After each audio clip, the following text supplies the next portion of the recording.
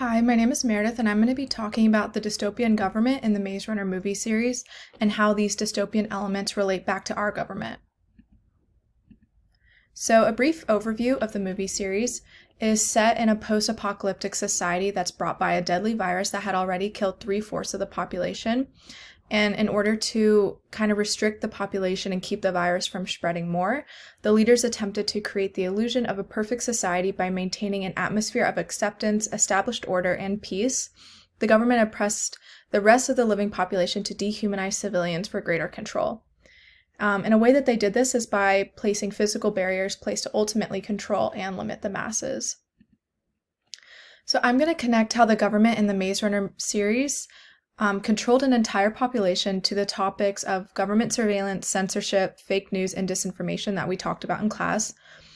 The Maze Runner movie series uses extreme forms of censorship, surveillance, and disinformation that we see in our world today, and this shows just how powerful our government could one day become. So the first element I'm going to be talking about is censorship. So before entering the maze, the teenagers are wiped of their memories completely. The only thing they were given is their names.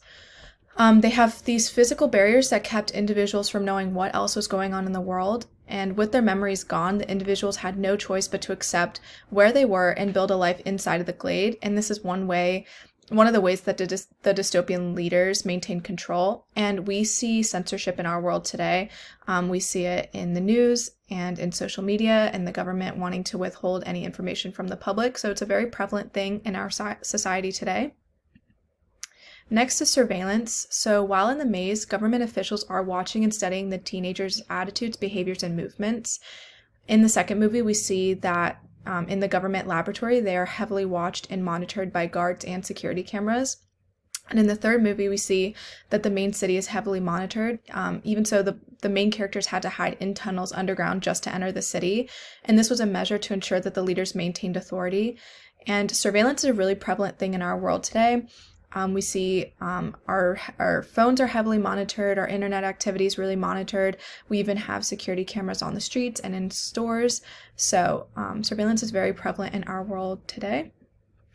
Next, we have fake news and disinformation. So those who had their memories wiped were constantly being lied to by those in power in order to maintain control and power.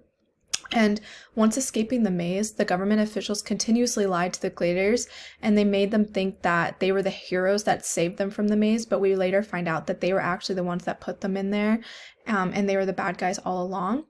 And in the second movie, the officials that rescued the gladers told them that they were now safe and in this safe haven, but in reality they were actually in this laboratory and they were being used as test subjects for the virus cure. So fake news and disinformation was really, really prevalent in the movie. They were constantly being lied to by the leaders, and it's really prevalent in our world today, especially with the rise of social media and technology.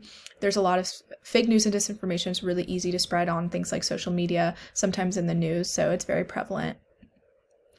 So there are some critiques for this movie. For example, an author named Jim Slotek questioned how the amount of surveillance, censorship, and disinformation in the government, how it was still so unorganized and how everything still became so chaotic. And then another one named Natalie Zutter questioned how there's so many elements in this dystopian society, how could it make sense? And she argued that it didn't have a steady plot line and there weren't any sense of structure. And I think these two critiques kind of relate back to if our government kind of became like a Maze Runner-like society where the government maintained too much control, how it could become so unorganized and actually do more bad than good. So this artifact can be related back to how surveillance, disinformation, and censorship are used in the world today and how severe it could possibly become in the future. So with modern technology, civilians are being monitored every day and almost everywhere, physically and on the internet, and governments worldwide use censorship and fake news to keep citizens from knowing information that they feel needs to be kept secret. In extreme circumstances, the possession of power and the want to maintain order and control could eventually lead to a Maze Runner-like society.